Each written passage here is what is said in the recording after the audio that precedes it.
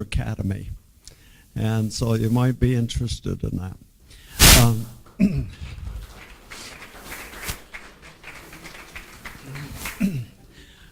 I'd like to share some things with you about Brother Esplin.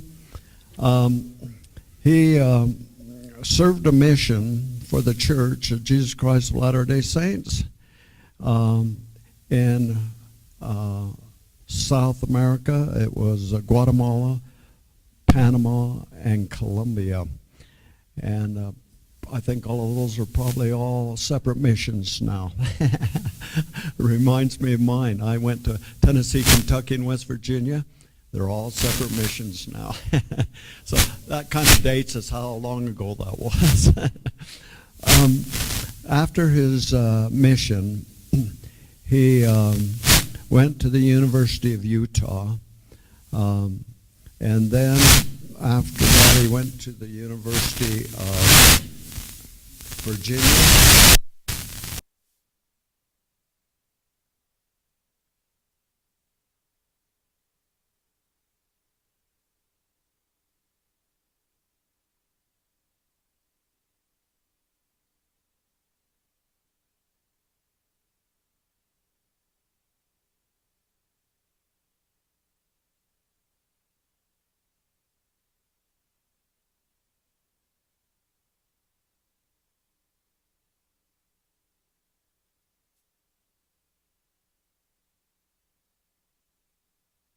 Right, it's on. And so after the University of Virginia, I'm catching up with myself here, from 1972 until 1980, was part of the History Division of the Elders Church's Historical Department, with assignments both as a researcher and a writer. And he moved to Brigham Young University in 1980 when the History Division was transferred there to become the Joseph Smith Institute for Latter-day Saint History. From 1986 through 2002, he served as managing director of the Research Institute as a professor of church history and doctrine from 1988 to 1991. He served as one of the editors for the McClellan's Encyclopedia of Mormonism. In 2005, he moved with the Church History Department, which no longer is a part of the Brigham Young University, and is currently there. Most of his publications have involved Brigham Young and early Utah and pre-Utah Mormon history, including Men with a Mission, the Quorum of the 12 Apostles in the British Isles in 1837 to 1941. Many of them also concerned Joseph Smith and early Latter-day Saint leadership. Brother Esplin has been a managing director for a pretty long time now, and you'll be very interested in hearing what he has to say, because he's been so involved in not only the Joseph Smith works, and you might know that some of that information has just recently been coming forward, starting with David O. McKay. And so there's material and stuff that you'll have an opportunity to hear about that not a lot of members of the church has had the opportunity to. So it's going to be a great opportunity for us. And I'm sure at the end, if there's some of you that have questions, he may be happy to answer those questions.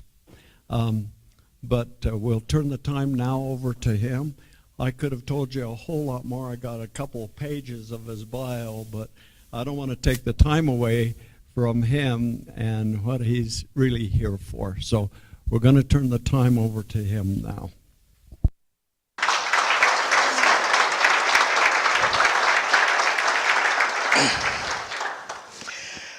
I have a different mic, and it does work. All right, I didn't want to have to worry about that. What we have to worry about is the time, because when Glenn Kimber asked me to do this, he said, eat at 6:30, speak at 7:30, about an hour. It's a little later than that we're getting started, and as my son will tell you, I always go over. Then if we have questions, we're going to be here till at least 10.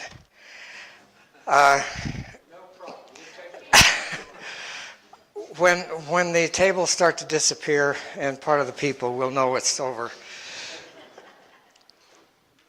I'm grateful to be in Cedar City. Until I was 10 or 12, I spent a lot of time here. But after my grandparents sold their business and moved north with my folks in Salt Lake Valley, I didn't come back a lot. So it's back home in a sense, even though I only lived here for the first 3 months of my life. I have visited many times and still consider this part of my homeland. We're going to talk about history and a specific part of history, but I also want to talk a little bit about how history works and why it matters. I probably don't have to tell those associated with the Kimber Academy that history matters, that it's important. In the United States today, lots of folks know very little history, and it's a dangerous situation. One of the evangelists for doing more history in the United States is David McCullough. I've heard him speak several times where the text of his discussion was essentially this: the great American experience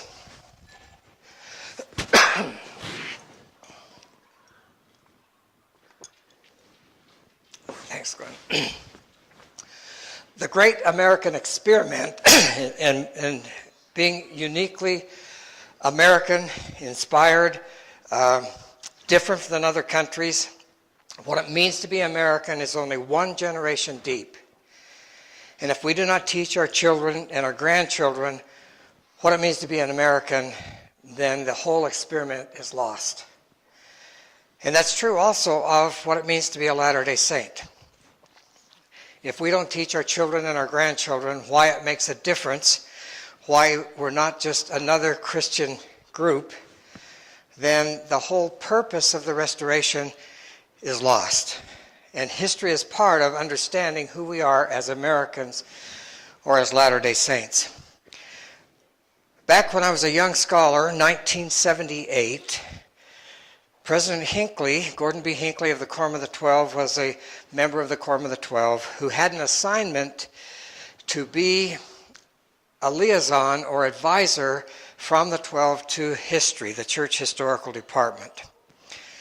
And one of the things he said that I made notes of and have always remembered came in 1978 when he said, if we are going to stay on the track the Lord put us on at the beginning of this dispensation, we must know our history. He even joked about sitting over across the plaza in meetings with his brethren and saying to himself, we wouldn't have to have as many long discussions if we only knew our history. And part of what the Joseph Smith Papers project allows us to do is understand better than ever before the documentary record of our history and what it means, what it teaches us. Not only about Joseph Smith, but the foundations of the restoration and what it means to be a Latter-day Saint.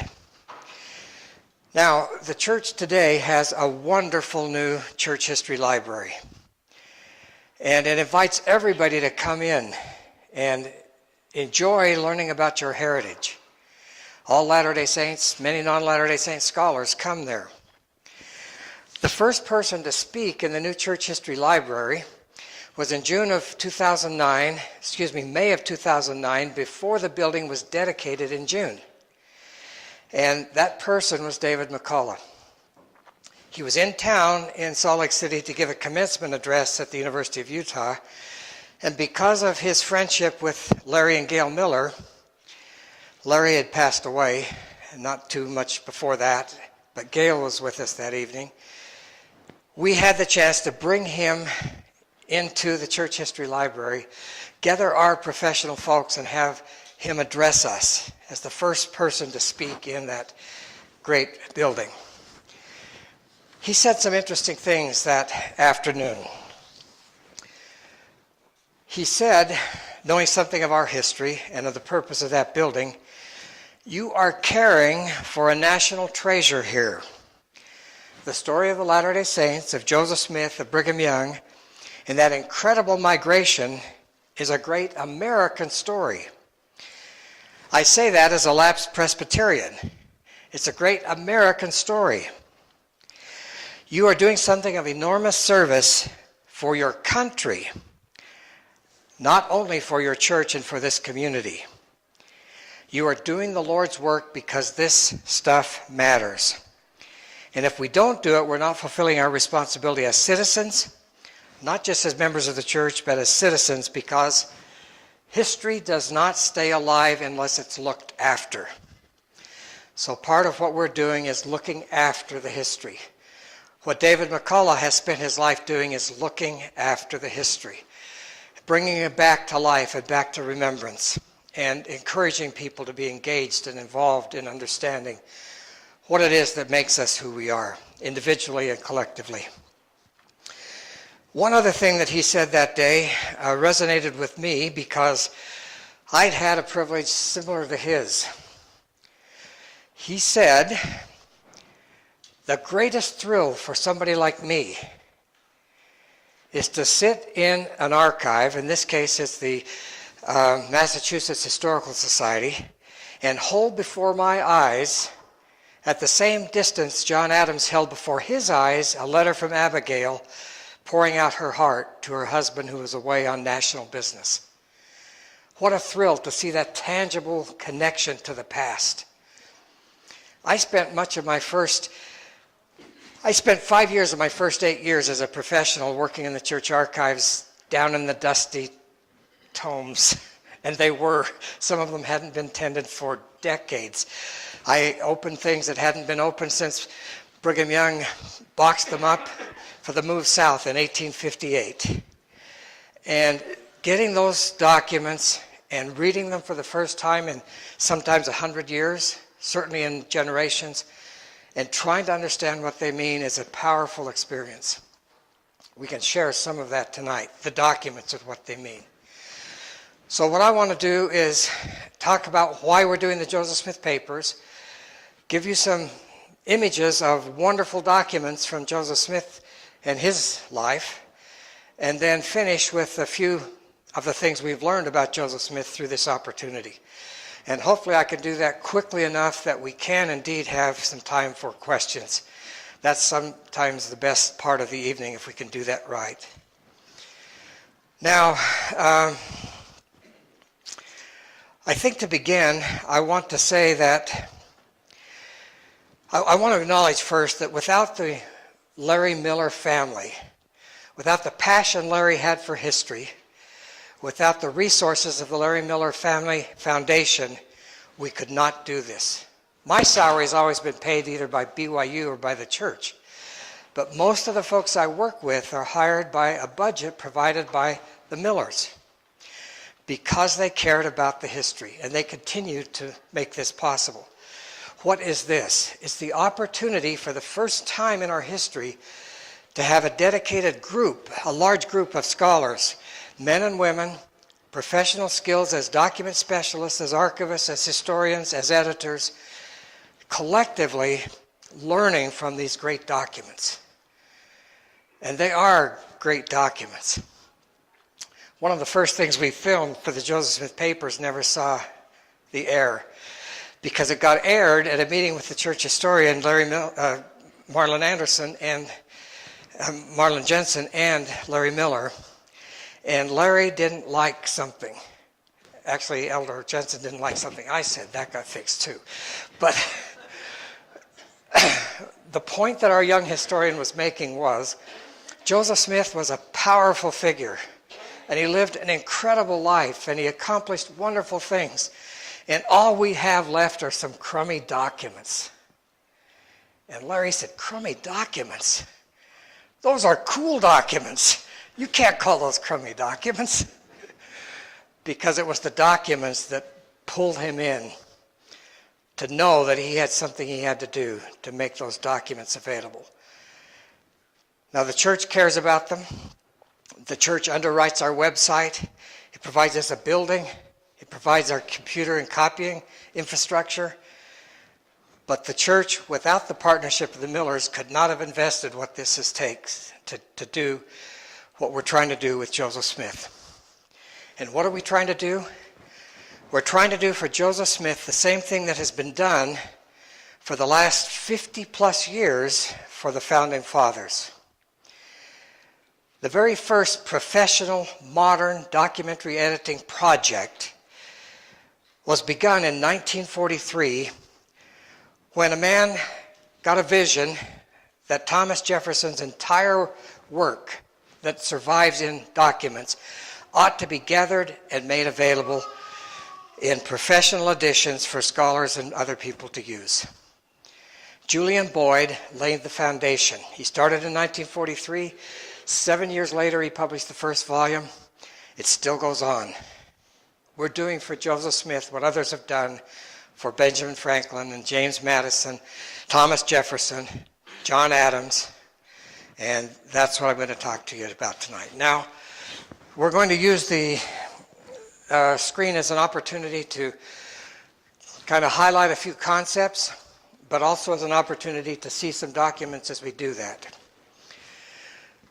I noticed that you, in your advertising, used this interesting statement by Elder Jensen, that this Joseph Smith Papers project is the most important historical initiative of our generation. I hope when we finish you'll have a little bit sense of why that's true and what we can learn from it. When I first started, I actually did not have an office where the church historian's office was. I was down in a little furnace room where these documents were stashed. But when I went in every morning, I went into the reading room of the church historian's office. And over the top it said, "Library, no admittance." And today, if there's a library that you can't enter, I mean, that's an oxymoron. Of course we want to enter the library. That's its whole purpose, which is what this building says. If you enter this magnificent entryway, 3-story high with great gold letters, "Behold, a record shall be kept," from section 21 of the Doctrine and Covenants. The message being, history matters. We have it here. Come and learn. So we're grateful for that. This is just a view of our file room. Most of what we do today is electronic images, which can be enlarged and which can be filtered, and we can see things in electronic images you can't see in the original sometimes. You can certainly see things in the original sometimes you can't see in anything else.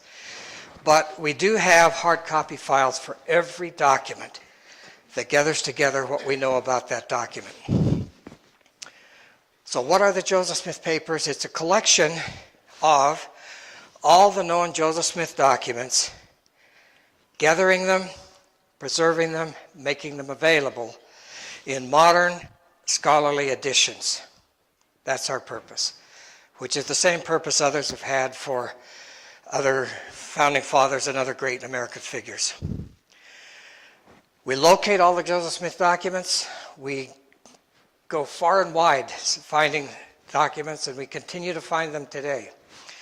We transcribe them all to verify that we have a good grasp of what the text actually says. I'll say more about that in a minute. And then we annotate and publish the texts. Now, I don't want to compete with the wonderful artwork of Joseph and Hiram back there, but I did take over a little space on that table to lay out 4 of our present-date volumes, so you could look at them as you have a moment before you leave. I hesitate to do that at a dinner because those are my own copies, and I don't think my hands are quite ready to use them. But at any rate, they're back there, and please enjoy them. Text verification is important. Dean Jesse, who's the kind of the grandfather of this project, I called him once grandfather in a gathering like this where he was president. He said, "Well, if I'm the grandfather, you're the den mother." He always said, If you don't have the text right, you have nothing. You have to get the text right. No easy task. We have 3 different procedures, 3 different levels of text verification done independently, so that at the end of the day, we know what we're doing. We use a lot of technology in a few places where documents are specifically difficult to read, especially challenging. This is an example of multispectral imaging. This is a page from Joseph Smith's first diary. It had water damage. It was a small book meant to be carried about. He did carry it on his first mission in 1832 to New York, from Ohio to New York and back. And there's some interesting writing there, and we could only read a few words. But one more click and multispectral imaging makes it available. It's not earth-shaking text, but isn't it great to see what Joseph Smith wrote in the back of his diary? What is it? It's notes for a conference about who's going to speak in what order. And he says, the Spirit says that Brother Sidney will be first, and then outlines what they're going to do at the meeting. Dean Jesse has worked for years before we ever got going in a broader project to try and get the texts right. This is one he corrected long ago. This is published in the History of the Church, saying that Joseph had been gone, he returned home, he found Emma sick, and she was delivered of a son which did not survive its birth. Now, he did have a stillborn son, but not this year. Next. This is the entry in the history, which says the same thing as the transcript. And one more. This is what it looked like in Willard Richards' diary. Now, I should say about Willard Richards that Willard was a wonderful historian and record keeper, but when he was in a hurry, his otherwise legible writing deteriorated into a scrawl. One of my young colleagues who has worked on the Willard Richards diaries for Joseph Smith said, I think I'll never forgive Joseph for making a doctor his scribe. What this says is, home, Sister Emma sick, had another chill, not child, chill, malarial chills and fevers. They thought it said child, and they figured if it had lived, we'd know, so they inserted, and it didn't survive its birth. And then it goes on, she had a consultation concerning her illness, a consultation with the doctor. So it matters to get the text right. Here's an interesting one. One of the areas where we've learned more than anything else in trying to understand Joseph Smith's life, what he did, when he did it, why he did certain things, has been understanding the legal context. He was involved in so many legal entanglements of various kinds. And he was involved as a judge in the Nauvoo City Court. This is Willard Richards quickly trying to capture Joseph Smith telling about a recent encounter in Springfield with the judge. He gets home, he tells the story, Willard scrawls it out, and this has been transcribed to say that he set before one spiritually minded circuit judge and several fit men. Okay, I guess that's all right. But I doubt it captures the feeling that he really had, because when we read it correctly, it says, he set before one spindle-shanked circuit judge and several fat men. And that captured the frustration of having yet one more time to be in a courtroom, wasting his time when he could have been doing more important work. This one I'm not going to attempt to read for you, but it just shows again the challenges of some of the handwriting, not always easy.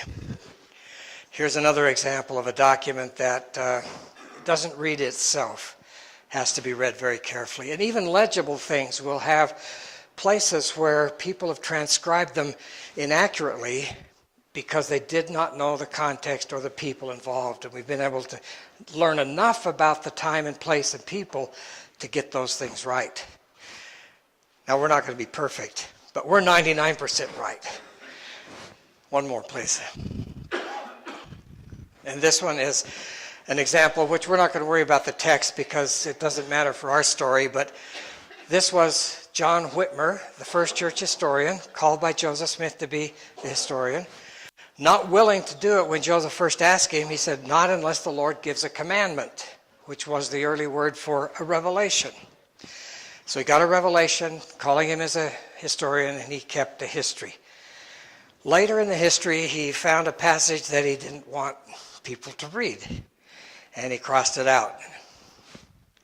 Now, the first transcription, one more if you will.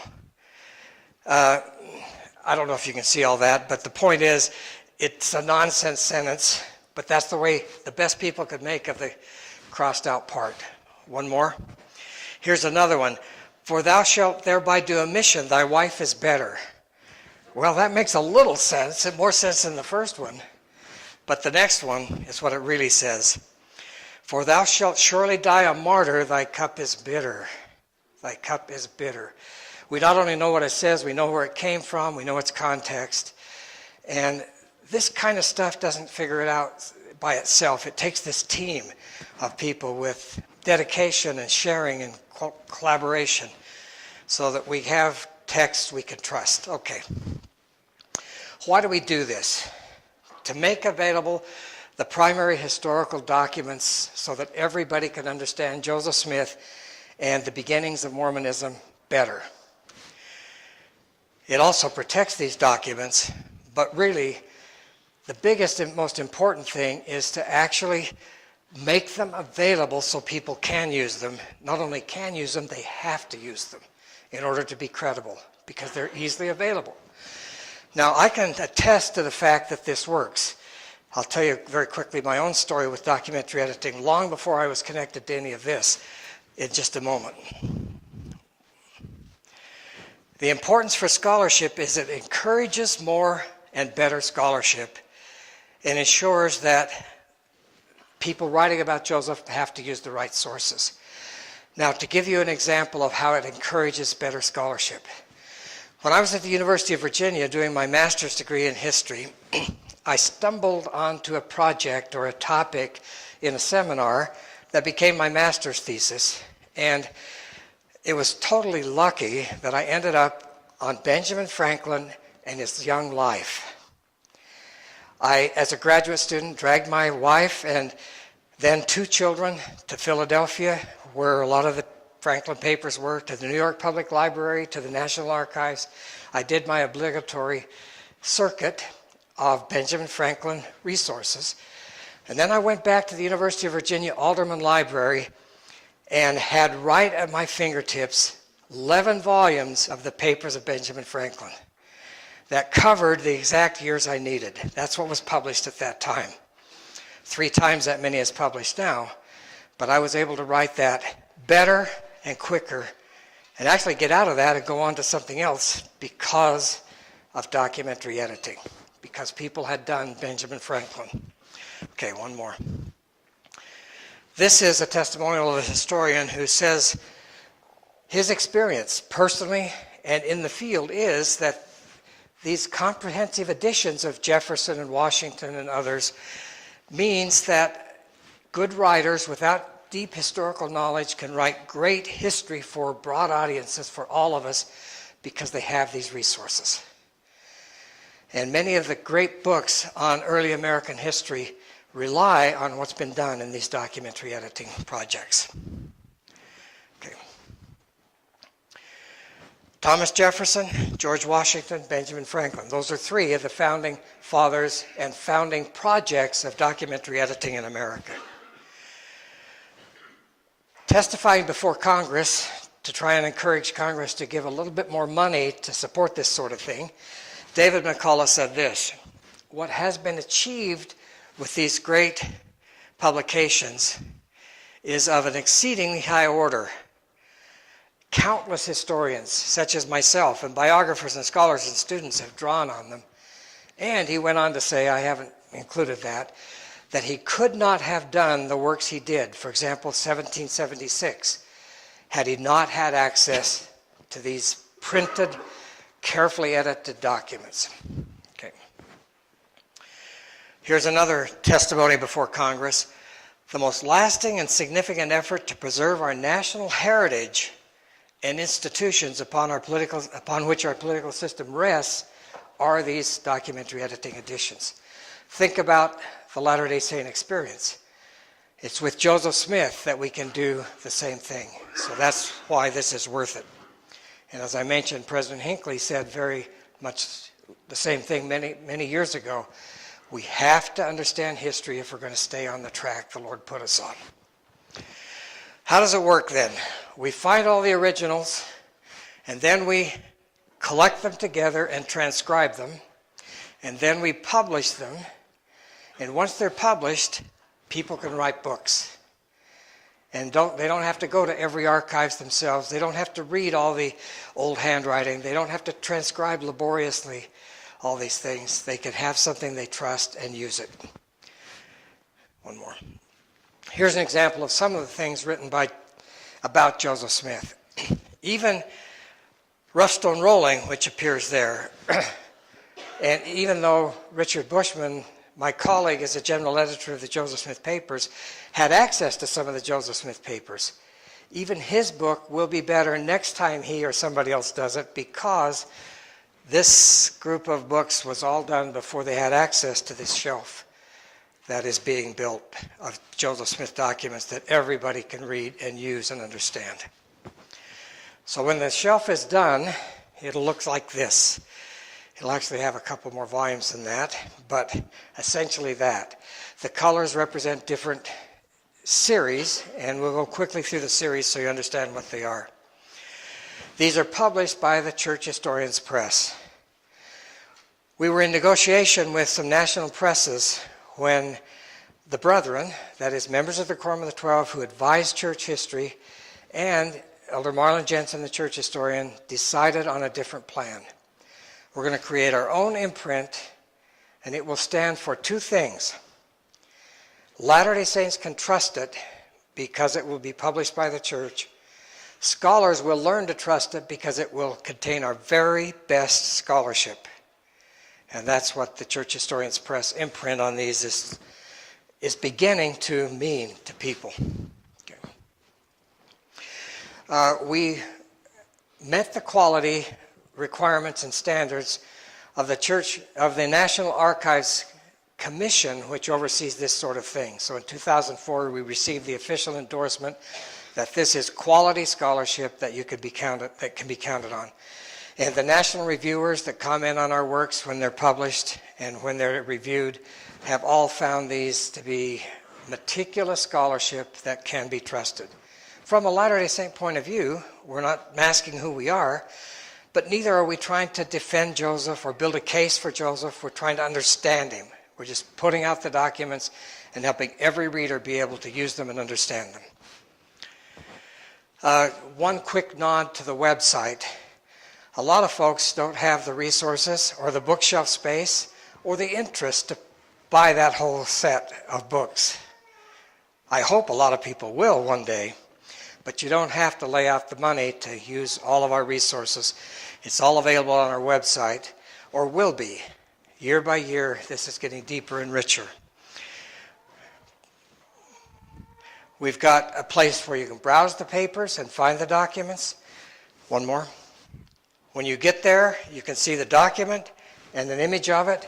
You can see a transcription. You'll have footnotes. Some of the documents we have today only have the transcription and not the footnotes, but they'll all eventually have footnotes. One more. You can expand the document and see what you can't see at normal resolution, because these are high images. So the website allows you access to these documents. It also has a great deal of historical research around the people, the places, the events of Joseph Smith's life.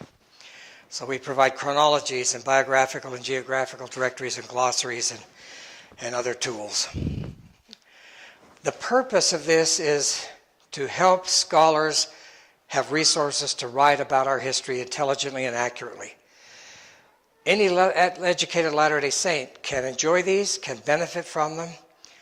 All of us will, because the scholarly audience for which these are written is not just for scholars out there or historians, it's for our own scholars and writers who do church curriculum. It's for those that prepared the changed headings in our New Doctrine and Covenants. Those were informed by our work, and the work of the Joseph Smith scholars corrects the dating and historical setting of many of the documents in our new scriptures, many of the revelations. So our purpose is to help everybody, directly or indirectly, better understand our history by getting this out there as part of the conversation. Here's an example of a changed heading where we've changed the date. Another example of a changed heading is the changed heading for section 19 of the Doctrine and Covenants. We started out, well, it's a long story and I better not take time for the story, but since 1835, when the first edition of the Doctrine and Covenants was published, section 19 has said in parentheses, as if they weren't quite sure of the date, March 1830. And if that were true, then Martin would be in trouble with the Lord again, even after the Book of Mormon is ready for sale. And when we come to understand that that in fact is a revelation that came the prior summer, we can instead see Martin as receiving the revelation to pay the printer's debt and acting on it immediately, because we know what happened. He went out and signed the contract on the 29th of August of 1829, and the book was published. So redating it makes a lot of difference in our history, and I think it makes even more difference to Martin Harris. He actually did what the Lord asked him to do. All right, so this shelf will allow us to understand issues, people, places, documents better than ever before. The journal series are 3 volumes. 2 of them are on the shelf now. The third one will be on the shelf in about 18 months or 2 years. Much of this is kept not by Joseph Smith in his own hand, although some of it is, not even dictated by him, although some of it is, but kept by his secretaries and clerks as he went about his work. But together, it's a great collection of materials on Joseph Smith. These images show all of the Joseph Smith diaries. The earliest ones for the 1830s on the left, the ones for the 1840s, mostly by Willard Richards, on the right. Okay.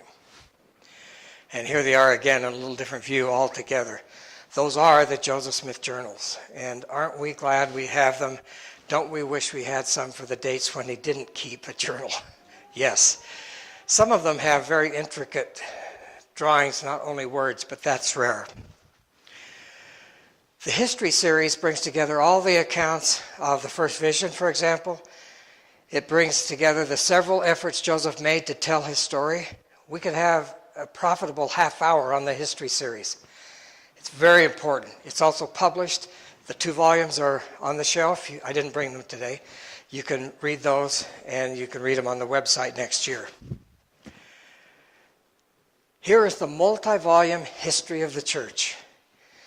These books were started with Joseph Smith's dictation in 1838. That was the first account of the first vision that the saints really knew about.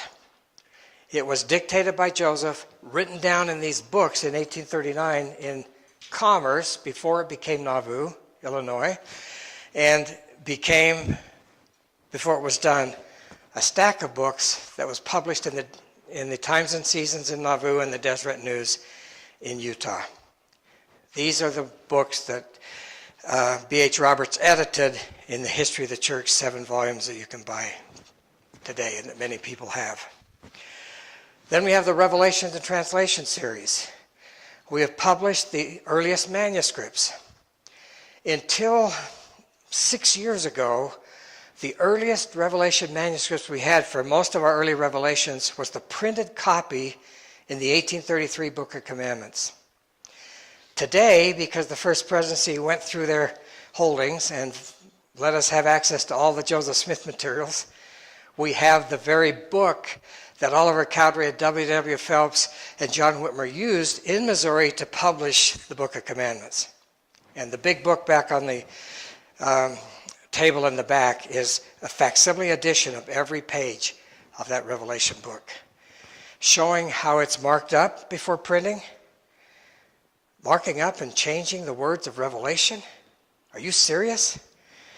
Because nothing ever goes from oral dictation to print without an editor. Or if it does, it's not intelligible. The Book of Mormon was one long stream without capitalization, without punctuation, without paragraphing, as Joseph dictated it.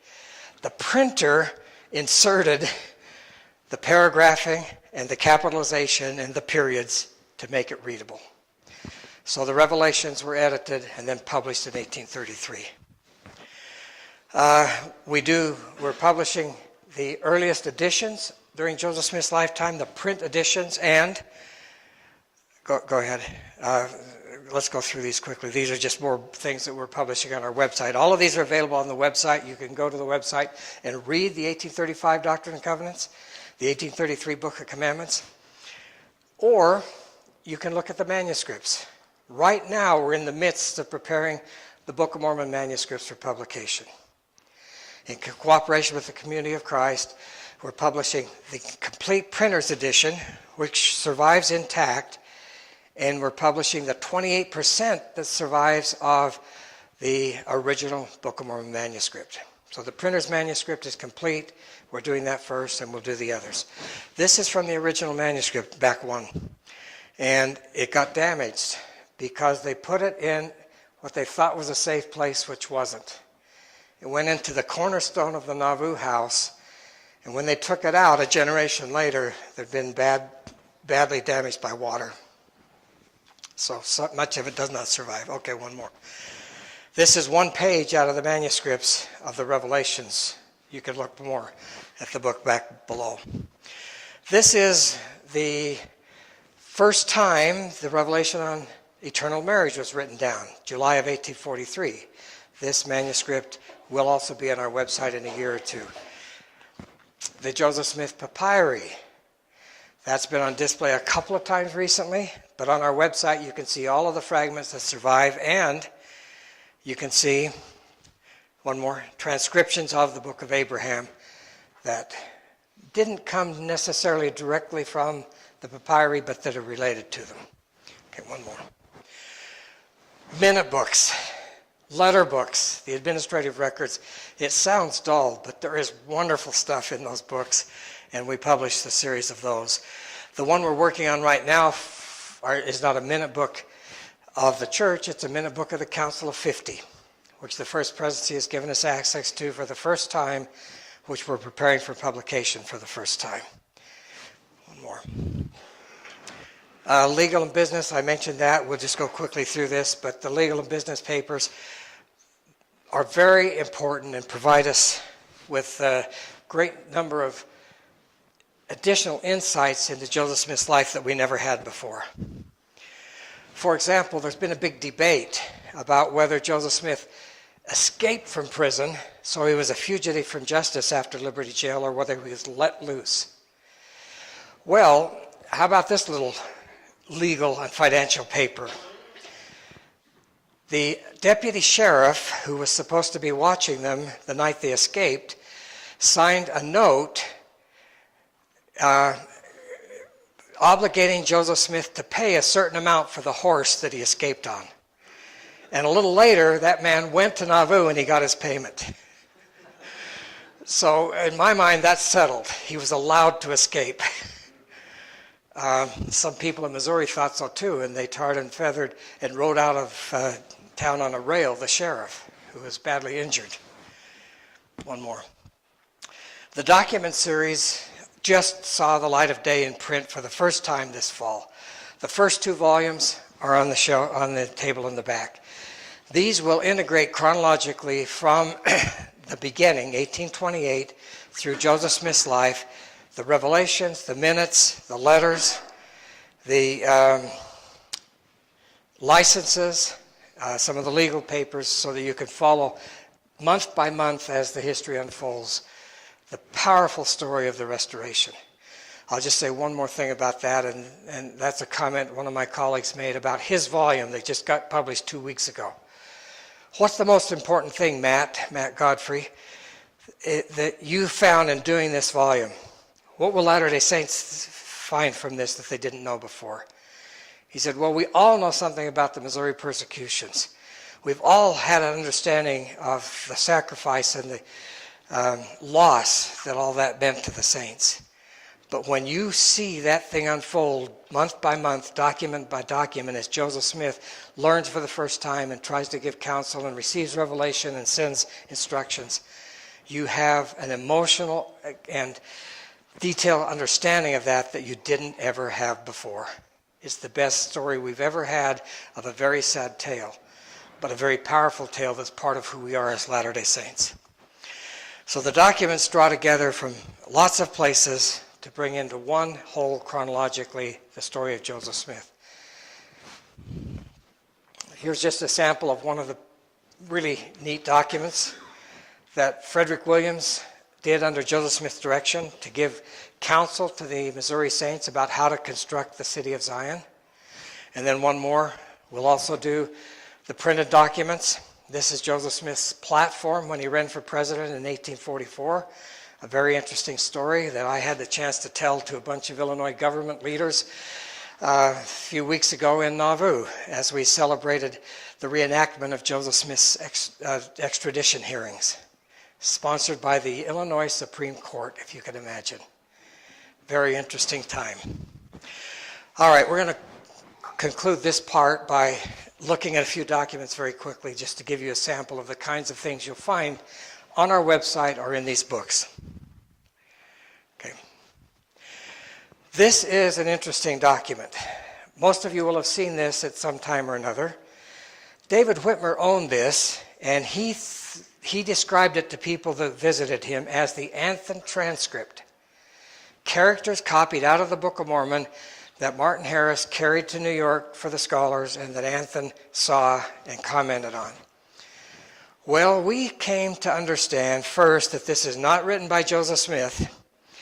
So whatever he copied out of the book, somebody else copied onto this. And that in fact it's written by John Whitmer, the church historian. One more. This is the first page of our book of Moses. It's called The Visions of Moses, and it says in June of 1830, just 3 months after the Book of Mormon is on the shelf and the church is organized, a revelation to Joseph the seer, and it is the Vision of Moses. That became our Book of Moses later, as we have it in the Pearl of Great Price. What John Whitmer knew it as was the book of the generation of Adam. Next one. This is what David Whitmer's document looked like. John Whitmer created it. David Whitmer owned it after John died. In 1886, we actually found a glass plate negative of a photographer copying this in 1886, when it was still part of a bigger sheet. And down here on the side it says, Book of the Generations of Adam. So now we know where this came from. John Whitmer was told by Joseph Smith, go from New York to Ohio. We have a burgeoning branch without any leadership. Go put that in order till Joseph and Hiram and others get there. So he gathered up some revelations. He gathered up a copy of the Anthon transcript. He gathered up this vision of the book of Moses, or the generation of the books of Adam, wrapped it all up in a wrapper, which this was, wrote the Anthon transcript on the back so that people could have a chance to look at it when they got to Ohio, and took it to Ohio. So that's all sorted out in our appendix. One more. There were more than one copy of this. We know that because John Whitmer left the church, and that copy went with John Whitmer and then with his brother David Whitmer. But the church published its own version in 1844. One more. The same 3 lines, the first 3 lines of the other document, got published in New York on this Stick of Joseph, wonderful broadside in 1844. So we know there were multiple copies, and people treasured it as a connection to the gold plates, which we don't have. Okay. So that's the story of this document. You'll see every document sorted out in the careful detail that it takes to understand it. This is a copy of a revelation that every young man in the Church of Jesus Christ of Latter-day Saints knows. It's section 4 of today's Doctrine and Covenants. And you can see that whoever carried that one around gave it a lot of wear. But that's the earliest account we have of section 4 to Joseph Smith Sr. about his missionary labors. This is another revelation. We won't go into this one. This one is an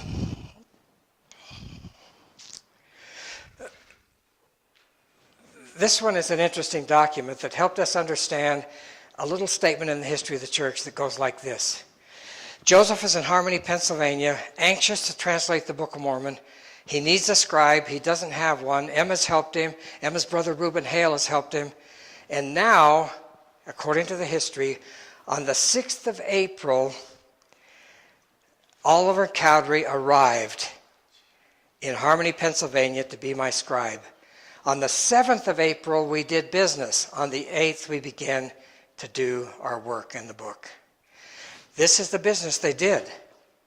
It's an agreement with Father Hale to sell the house where they lived and where they are translating the Book of Mormon, so that Joseph had control over that property and could, in fact, peacefully go about his labors to translate the book. The church is now reconstructing that home in Harmony, Pennsylvania. It's going to be a wonderful site to visit. This document shows, number one, they made the agreement. Number two, one more, that Joseph actually paid it off. On the back are the payment history.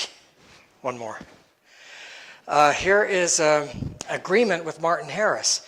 Martin mortgaged his farm to pay for the Book of Mormon, but he has this agreement with Joseph that he can sell books up to the cost of recouping what he'd given. And that's a signed agreement by Joseph Smith with Martin Harris to sell Books of Mormon and keep the money to repay him. He lost his farm. He didn't get the money back in time, but he always said, I got totally repaid by the Lord for everything I gave. Copyright for the Book of Mormon. That's an interesting document. 2 copies exist. Joseph Smith had one. The other one is in the National Archives. We now know where both of them are. So we tell that story. 1829, a newspaper editor in Palmyra, New York, is giving a pretty decent account of the translation of the Book of Mormon. Very interesting account. We tell about that. I think we'll go ahead now and just skip through to several of these until I get to the end of something I want to say. Minutes, let's go back one. Minutes are very important. They're sketchy, they're brief, but it actually nails down people and places and dates we didn't have otherwise. So the minutes turn out to be both problematic and a challenge to try and unravel what really happened when we only have a sketch, and a great anchor point for some of our early history. This first one was the minutes of the first conference, June of 1830. We don't have any minutes of the first meeting on the 6th of April when the church was organized. Do not exist. This is section 20 of our Doctrine and Covenants today. This was the first publication of what they call the Articles of Covenants. It's the first handbook of instructions, and we tell the story of that document. A license that Joseph Smith signed, that Oliver Cowdery wrote. Here's a sample of what a license looked like. The very first license we have 3 from this date. Okay. Here's one more. In both cases, in all 3 cases, Oliver has this big slash as if he had spilled ink. But he did it on all 3. He obviously did it purposely. What he meant, we have no clue. Let's go one more. This is a letter from Joseph Smith in his own hand to his brother Hiram. And Joseph often used clerks, so we don't have a lot in his own hand. And what we have in his own hand, obviously, is very, very important to us. minutes of the conference where the high priesthood was first in the church. High priests were first ordained, June of 1831. That document has a bit of mystery around it, but we've treated it carefully, and I think you'll find a great story in that June 1831 conference. That's the Documents 1 volume. Documents 2, I'm going to tell you about 2 documents here, probably only 2. This is another from the Commandment Book, which you can see back there. We've already looked at this one. When Joseph Smith went to Missouri for the first time, he went by boat for part of it, and he was told by revelation to go back by way of Cincinnati and preach. This is what Cincinnati looked like at the time Joseph Smith preached to the city which the revelation described as ripe for destruction. I don't know if I was Joseph Smith that I'd want to tackle that city alone, but that was the instruction, and he did preach there. This is a case of using forensic tools to try to understand a document. It was created either in Ohio or in Missouri, either in this date or that date, and now because we can group the signatures and know where people were, one more, because we've done ink analysis, we know that it was created in Ohio, signed in Ohio, taken to Missouri, where a few people signed it on the 4th of August and a few more signed it later in the month, and it's the bishop's license of Edward Partridge, the church's first bishop. So just an illustration of how great a length we go to try and understand these things. Here's the document with signatures of all these wonderful early historical figures of Mormonism on this single document. Section 76 of the Doctrine and Covenants. It was the last revelation, or vision in this case, copied into the first Revelation book.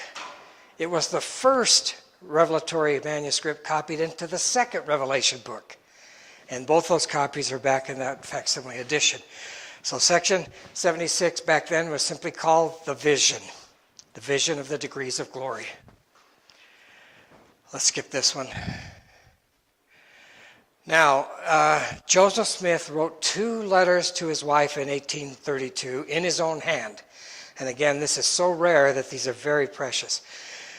One of the reasons is when he's dictating a letter or when a scribe writes for him and he signs it, you don't have the same emotional feel and connection to Joseph Smith as when he writes it, especially writing to his wife. These are very powerful letters. They're in Documents 2, and the copy is back there. Let's go a little farther.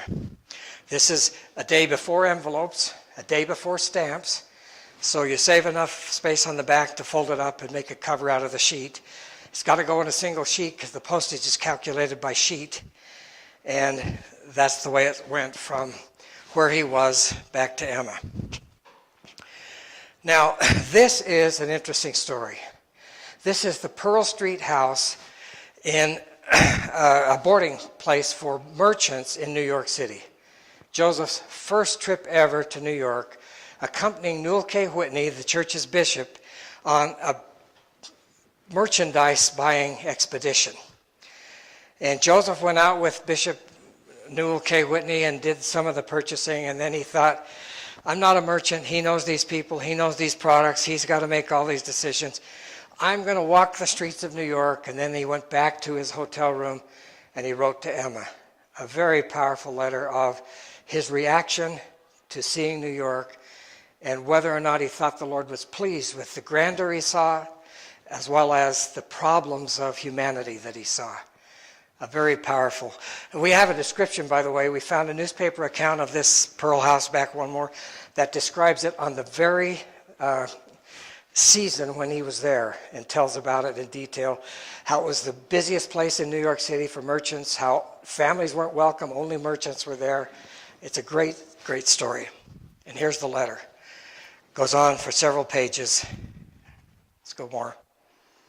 And then the end, one more.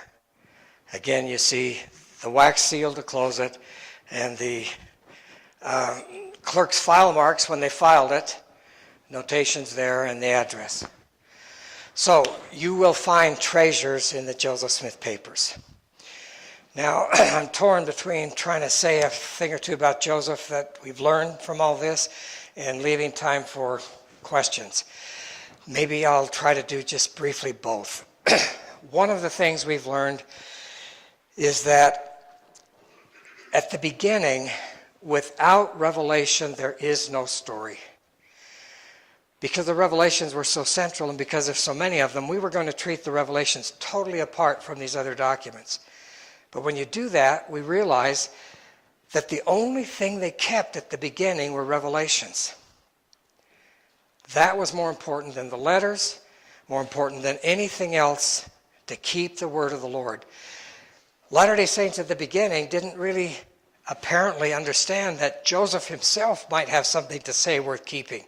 They didn't capture much of what he said, but they tried to capture, preserve, copy into books, keep for us the word of the Lord through Joseph.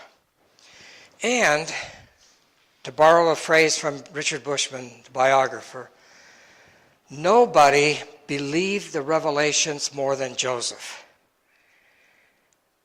These were things that required great effort and commitment. None of the revelations assigned something you could do before lunch or this month. These were things of weeks and months of years. But every initiative of the early church was driven by a revelation. The moving of the church from New York to Ohio, the 3 branches moving, and the faith to do that, driven by a revelation. When they get there, the commitment and the beginning of preparations to build a temple, because a revelation said so. They're only beginning to lay a foundation in Kirtland when the revelation says go 900 miles farther and start a second gathering place, when they didn't have enough resources for one. They did it because the revelation commanded. And Joseph was such a powerful leader, says the biographer Richard Bushman, because he had the revelations at his back. He believed in them, and he believed, succeed or not, if we did what the revelations required, the Lord would be with us, we would ultimately be blessed, and in most cases we would succeed. And that's one of the secrets of the power of Joseph Smith. Another secret of his power is his commanding personality.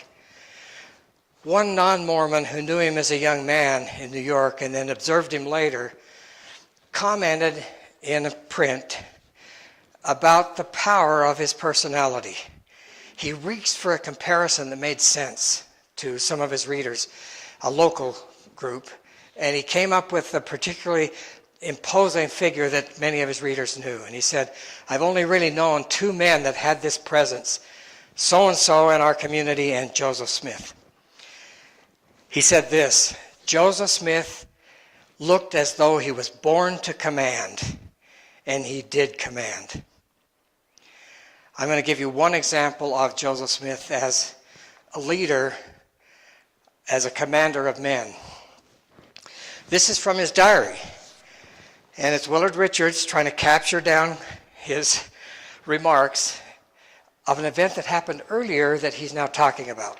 It's in his diary of 29 December 1842, and he is describing what happened in 1838 when he, Sidney Rigdon, and their families left Kirtland in January in the winter and made their way through a very difficult period of time to get to Missouri in March of 1838. Here's what the account goes. When I was going to Missouri in company with Elder Rigdon and our families, we arrived at Paris, Illinois on an extremely cold day. To go forward was 14 miles to a house and backward nearly as far. We applied to all the taverns or the inns or the way stations. They did serve grog, but that's not their main purpose. For admission in vain. We were Mormons and could not be received. Such was the cold that in 1 hour we must have perished. We pled for our women and children in vain. We counseled together, and the brethren agreed to stand by me. And we concluded we might as well die fighting as freeze to death. I went into a tavern, and I pled our cause to get admission. The landlord said he could not keep us for love or money. I told him we must and we would stay, let the consequences be what they may. for we must stay or we would perish. The landlord said they had heard that Mormons were very bad people, and the inhabitants of Paris had combined together not to have anything to do with them. But we may stay. I told him we would stay, but no thanks to him. I have men enough to take this town, and if we must freeze, we will freeze by burning these houses. The taverns were then open to us, and we were accommodated. And we received many apologies in the morning from the inhabitants for their abusive treatment. So he had courage, he had an indomitable will to go from defeat in Missouri to the greatest success in Illinois, to see the odds were stacked against him and have the courage to go forward anyway and accomplish great things. One non-Mormon historian who we had at BYU a couple of times and who wrote a small biography of Joseph Smith and a very big one of Andrew Jackson said this. Robert Remini is his name. I'm a Catholic, and so I don't believe in Joseph as a prophet the same way the Mormons do. But don't you have to at some point say, how could one man alone without the aid of God have accomplished all these things? And I think we could probably agree with him. I'm going to read two statements from Joseph to close with. Oh, I should say one other thing about Revelation. He said to a newspaper editor from Pittsburgh that stayed in his home and spent a couple of days in Nauvoo, and then wrote the account back in his Pittsburgh newspaper, an account of visiting with Joseph about various things, including Revelation. And Joseph said to the editor, and the editor published, I cannot always get a revelation when I want one, but I have never given a revelation to my people that was not a revelation. Another time he said, I never told you I was perfect, but there is no error in the revelations that I have given.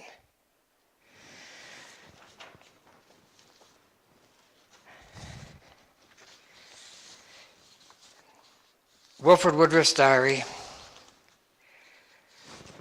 has a very interesting speech that Joseph gave just 2 months before his death. I suppose that I was ordained to this very office in the Grand Council.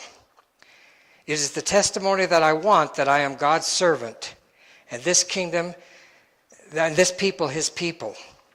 The ancient prophets declared in the last days that the God of heaven will set up a kingdom which should never be destroyed, nor left to other people. And the very time that was calculated to do this, let me skip some. I calculate to be one of the instruments of setting up the kingdom of Daniel by the word of the Lord. I intend to lay a foundation that will revolutionize the whole world.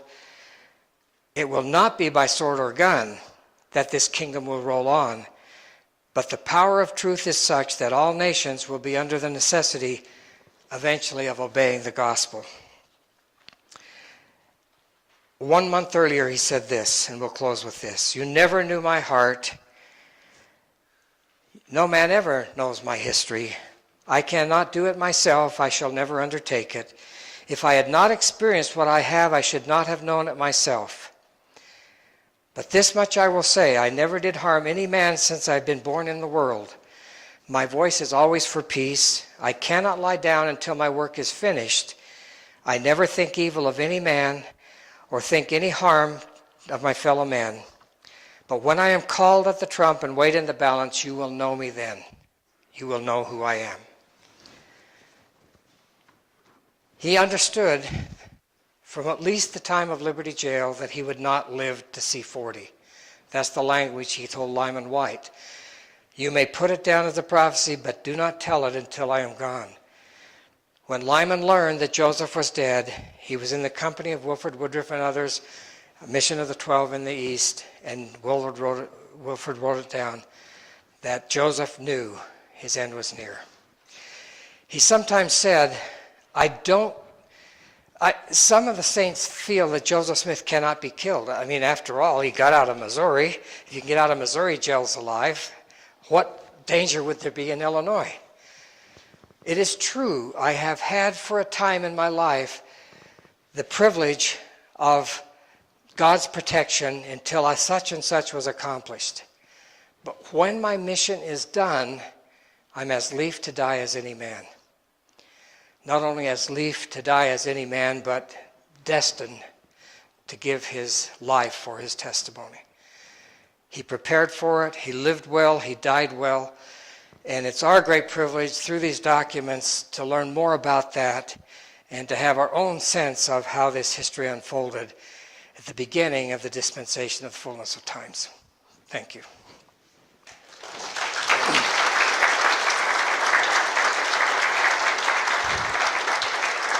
We're probably too late for questions? Too late for questions? No, open question. Please. I've always been interested that we have a date for the restoration of the Aaronic priesthood, the Melchizedek priesthood through your research. Do you know any more about that, or can we pinpoint it? So why don't we know the date for the Melchizedek priesthood? What we've learned is that the exception is to know the date. That Joseph was not a detailed record keeper. And he picked up the 15th May date from something Oliver Cowdery wrote. I don't think Joseph would have known of himself which date that was. As Dean Jesse, my colleague, says, quoting Joseph Smith, that a prophet is not a scribe. And he didn't keep the kind of records that one would hope. He didn't keep a journal at the time these great things happened. And so he didn't write them down and had to reconstruct them later. So we know the date of May 15th, assuming Oliver Cowdery got it right, because Joseph, I'm convinced, borrowed it from Oliver. And neither of them ever clarified the date of Peter, James, and John. Now we can narrow it down to a few windows where there was some possibility of meeting the historical circumstances they describe, because both of them describe it. It's in section 27 of the Doctrine and Covenants, but the version we have was not added to section 27 till 1835.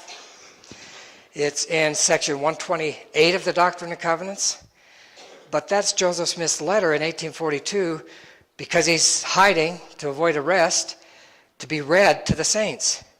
And in it, he has these marvelous passages, section 128, verses 18, 19, 20, 21, 22, that talk about this whole list of powerful things, spiritual experiences that undergirded the foundation of the restoration, including the coming of Peter, James, and John.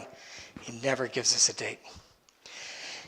The only history he ever wrote in his own hand was 1832.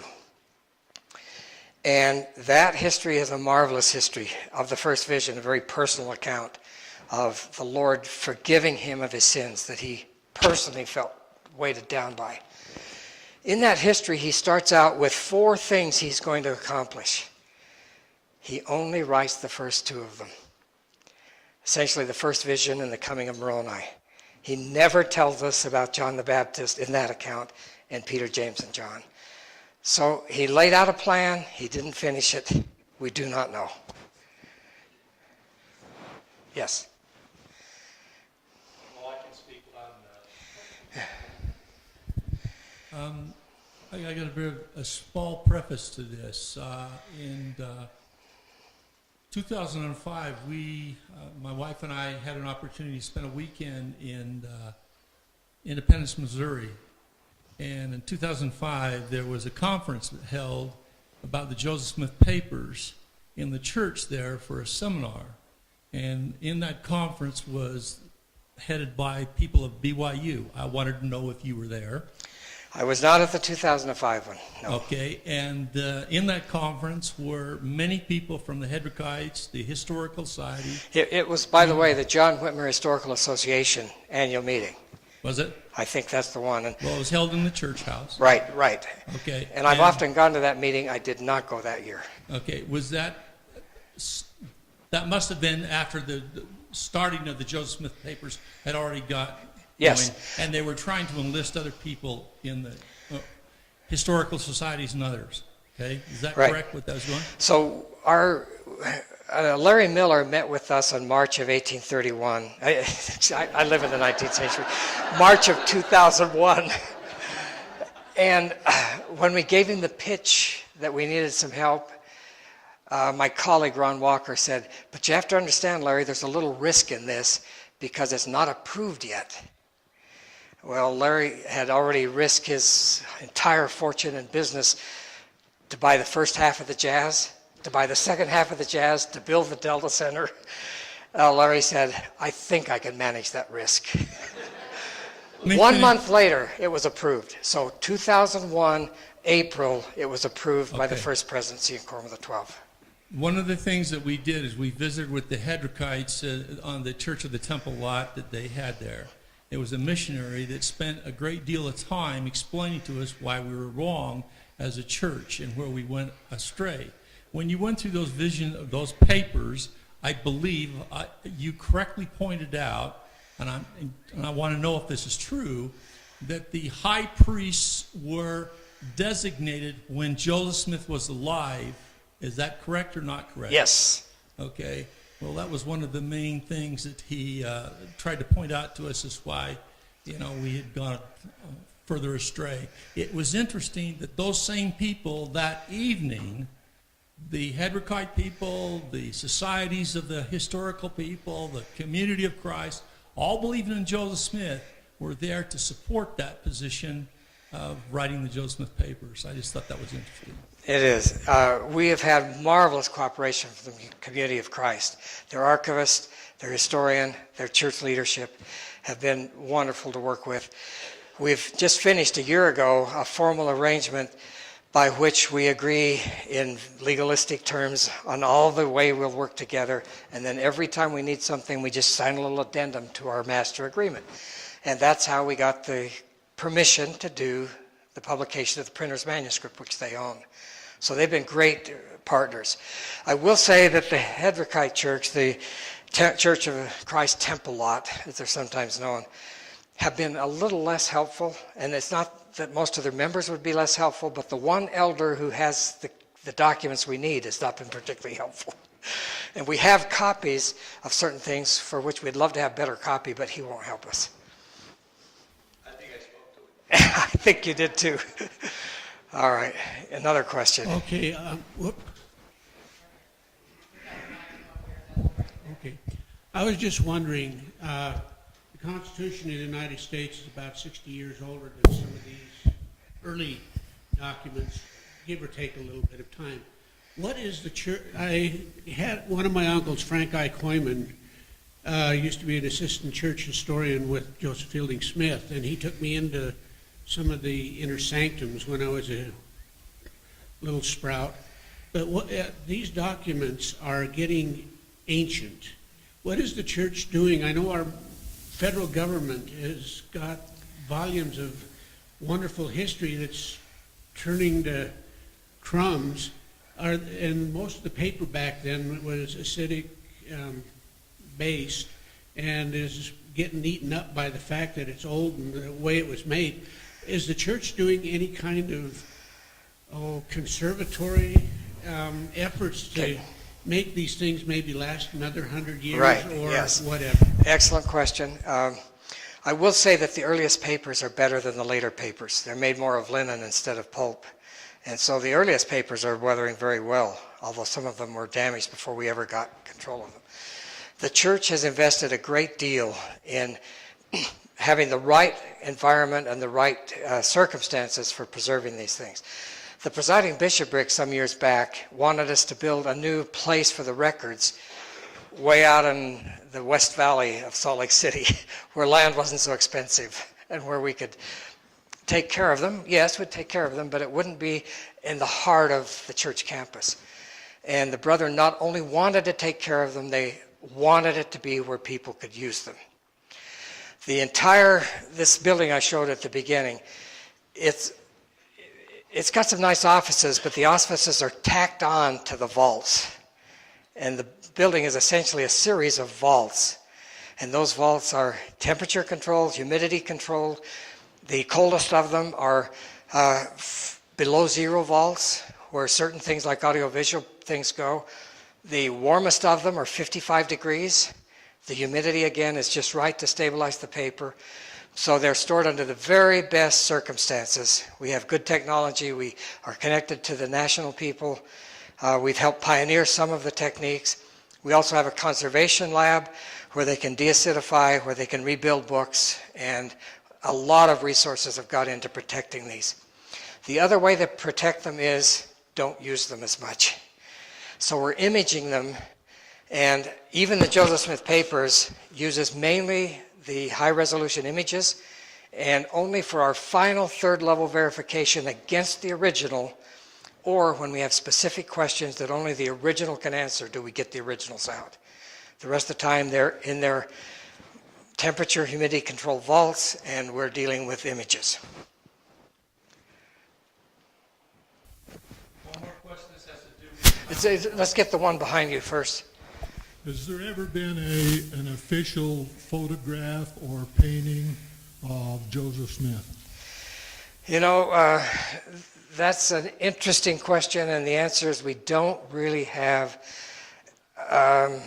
clear idea of Joseph Smith's actual image. We have the desk mask, we have a couple of things painted from life. A doctor in our ward gave a lesson in our high priest group because he was so fascinated by this question, and he got his arms around it pretty well.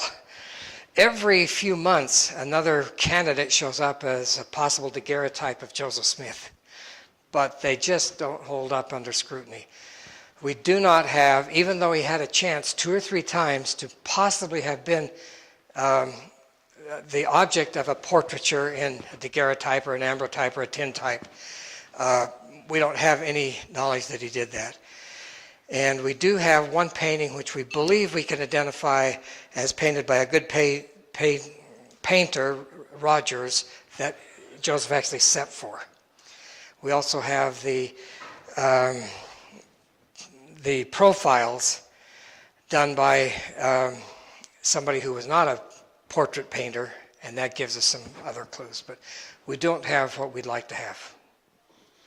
The one we use for the Joseph Smith papers is by a Danish artist in the 1850s who had access to these earlier images and people who know Joseph, and a lot of the people who know Joseph thought that Wegland got it pretty correct, but he didn't get a chance to paint Joseph in life. Yes? As you've taken the journey of the Joseph Smith papers and clarified which ones are the original documents and clarified what they've said and verified which documents are which, did you stumble across within the church ownerships of records and documents a surprise of things that we didn't know we owned, and verified that we had a gold nugget of something that was a surprise to the church? The biggest surprise when we started this project compared to where we are today is to have the First Presidency have in their possession the book of Commandments and Revelations in manuscript that they actually used to publish the first Revelations. That was by far the biggest surprise. We've had many small surprises. We have them all the time, things we didn't know or understand with a new document that just surfaces. But that one was truly astounding. So how could that be lost to the church if they had it all along? Well, they didn't have it all along. We knew that something like that existed. The inventory showed 2 Revelation books. We had one. We knew there had been another, but we thought it was long gone. It turns out that Joseph Fielding Smith, an apostle from the early part of the 20th century, early 1900s, and church historian, very busy, writing his family history, writing for the church, taking care of the church historian's office, taking care of his apostleship duties, knew about that book, used that book, put it in his safe, and forgot about it. B.H. Roberts apparently knew about it. There's a little allusion to it, but he didn't use it. That safe stood in his office until, this is the 3rd floor of the church administration building. That's where the church historian's office was. When he became president of the church, that safe was carried downstairs to the First Presidency's office, and they inventoried it. Certain things went to the historical department. I know that because I was there at the time and I got them. And in those things were things that he had totally forgotten about. For example, a letter from Samuel and Don Carlos Smith to Hiram Smith saying, Jerusha is no more. The death of Hiram's wife while Hiram was in Missouri in 1837. If Joseph Fielding Smith had known he had that, he would have used it when he wrote about those things. He got it from his father. He put the stuff from his father in the safe, and I don't think he got through him. And we got him when he died. All right, so what came to us we knew, and we cataloged and we had access to. What went to the First Presidency's vault went to the vault on the shelf, and nobody dealt with it. So not until 2005 did we realize that we had this really astounding document that no one had used to understand the Revelations. Okay. Well, yes, okay, last question then. This is an opinion on your part, and it's an observation on my part. It has to do with the Founding Fathers. It appears in the last few years the secularists or the non-religious people are writing revisionist history about the character and personalities and the goings-on of the Founding Fathers. Is that something that you subscribe to, or is that just my opinion? There's always been a contrary strain that didn't... Nobody today has written worse things about Thomas Jefferson than they wrote in his lifetime. In his lifetime, he was vilified. Today, he's revered, but some people do set out to try and say, look, he's more human than you think, or whatever. I think it's the nature of history that when you get beyond the 4th of July version or the Sunday school version and really get into people's lives, it's more interesting, for one thing. It also reveals the complexity of mortal life. None of us are perfect. The Founding Fathers weren't. Our church leaders aren't. You can take that and you can tell stories about what they did with their human frailties, or you can talk about their human frailties. And some people want to do one, and other people will continue to do the other. I think we're going to always have it with us. We do have some people writing today who absolutely see these men as great, powerful leaders and write that way. David McCullough is one of them. But he's not alone. I read Founding Brothers by Joseph Ellis, who again, in his, said, I couldn't have done this without these documentary editing. A powerful story of stories, a series of stories about men who were flawed, but can still be inspiring to us and did great things. So I think that'll be true. Elder Holland said this to a group that we invited him to talk to fairly recently. He said, President Hinckley used to say, we have come out of darkness and obscurity. We've come out of darkness and obscurity, and we're bringing everything with us, even our history. And we'll deal with it. And history isn't always inspiring because life is messy, so history can be messy. But we want to understand it. We must understand it. We're going to deal with it. Now, he expects us to deal with it with balance and with perspective and to tell great stories, as well as to show that, like all men and women, these men were not perfect. And they didn't have to be powerful instruments in the hands of the Lord. Okay. I think we've used up time and patience, Glenn. Glenn says he's got the last question. We've been notified recently that LDS.org are going to be doing 3 articles pertaining to church history. One they just did. Then they said they're going to be doing another one soon on plural marriage, and a third one on the first vision. Is that material based on what you're working with? Yes. The church has long been concerned that everybody can go to the internet and find out all sorts of stuff. And we have to be there with some of our best stuff. If we're not on the playing field, if we're not ranked high enough on Google, if we're not out there with really compelling history, then people are going to take the much the corrosive, sometimes misinformed, always misused versions as gospel, and we can't let that stand unchallenged. So there are a number of sensitive questions in history that people have been concerned about over time, and the church intends to address all of those with some of our best scholarship. It's done by the division the Joseph Smith Papers is part of. And in fact, the one on the first vision is there now. It's only it's a long version, 8 or 10 pages, but the one it's based on is like 40 pages. And I contributed to that. That is, I gave peer review to the author who wrote it, and then it was prepared without an author. The little note says, based on scholarship done by other authors who've given permission to use it. Now that's the first step.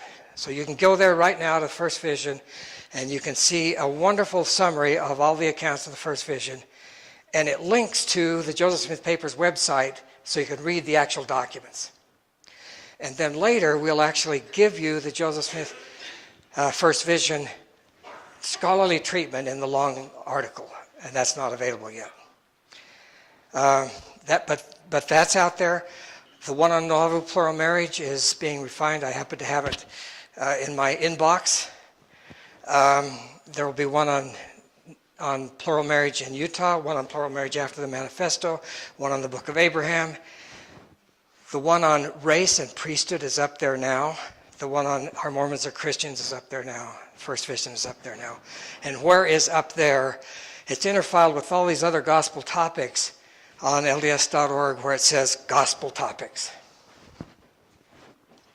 So, all right.